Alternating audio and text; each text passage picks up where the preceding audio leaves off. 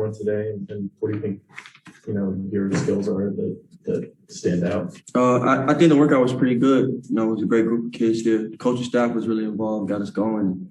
What I bring to the table is just I'm an older guy, so leadership. I'm vocal.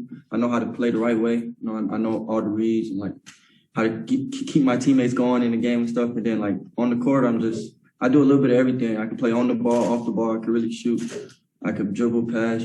Average defender. So. Well, you mentioned being an older guy.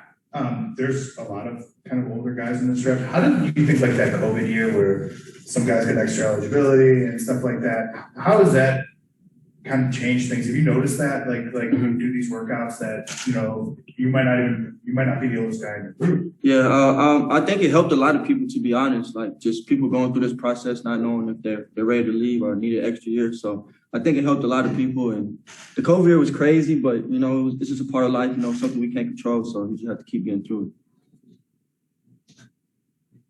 Well, any feedback from the coaching staff or the front office in there, just not necessarily directly, but what they're looking for in this type of workout?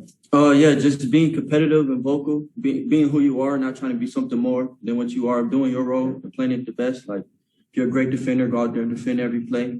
Then the most important part is just be in shape, never be out of shape. Like that's the thing that's gonna help you the most, especially going through this process when you're flying city to city, place to place, off flight here, coming in late, eating late, so just take care of your body and really being in shape. Don't ever be tired. Do you know how many workouts you're planning on doing total, or how many? Nah, I don't know how many I plan on doing total, but this is like number 7 or number 8 so far. So it's been a journey.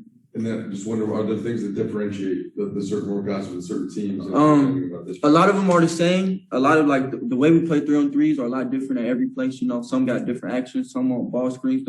I'll say one thing that stood out today is they emphasized the way we guarded the ball screen today. So we iced on the side and then we sent weak or to the left on middle ball screen. So like that was a lot. That was like interesting right there, When you're doing so many of these and you're traveling, you said, does the mental side of it become harder than executing on the floor and the physical part? I can say it not really, but I would feel you on that. Like the mental side you can start feeling it creep in, but like when this is your livelihood and like all you ever dreamed of, you really want this and it's like what you really dream of, like that really don't get to you. I would say more the fatigue part, like your legs start getting tired. Some days you might jump this high, next day you be like, man, I'm tired. You got back to back.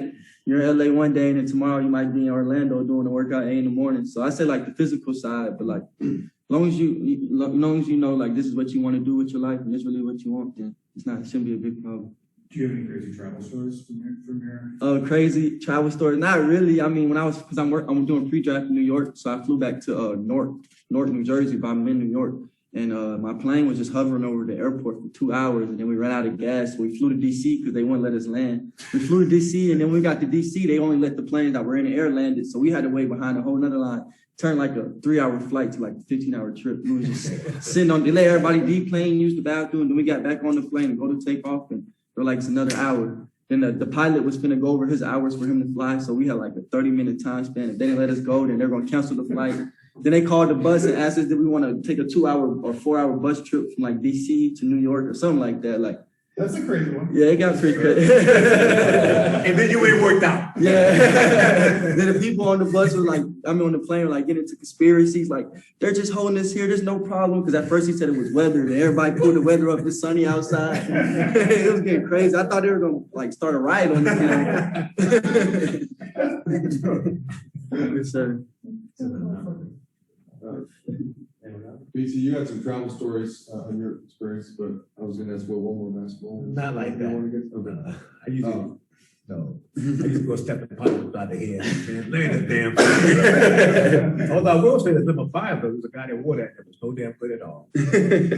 Gotcha. We'll have one more basketball one. The Robert guy. Yeah. So of course the goal, right, for everybody is to be drafted, and the higher you get drafted, in theory, the better. I'm just wondering, in recent years, there's the G League, there's the two-way contracts. Yes, the Lakers have obviously used those. Does that give somebody coming out of college a sort of a different sense of, all right, maybe I don't have to go abroad, like there are more options here? Yeah, most definitely. I think that was one like the greatest things in these past years, two-way, because like a lot of kids who get stuck thinking they should leave college or get bad information from their agents or their parents, whoever, and then like they don't necessarily get drafted. And before, like they were just in that gray area, but now you can get a two-way, or a lot of people getting pulled up from the G League with like COVID going on, a lot of people missing games. injuries. So like it does give kids like kind of like a second chance or another chance when they might not got that chance before. So it is like it's positive, I guess. Yes, sir. Thanks, everybody. Thanks, Thank you. Yeah.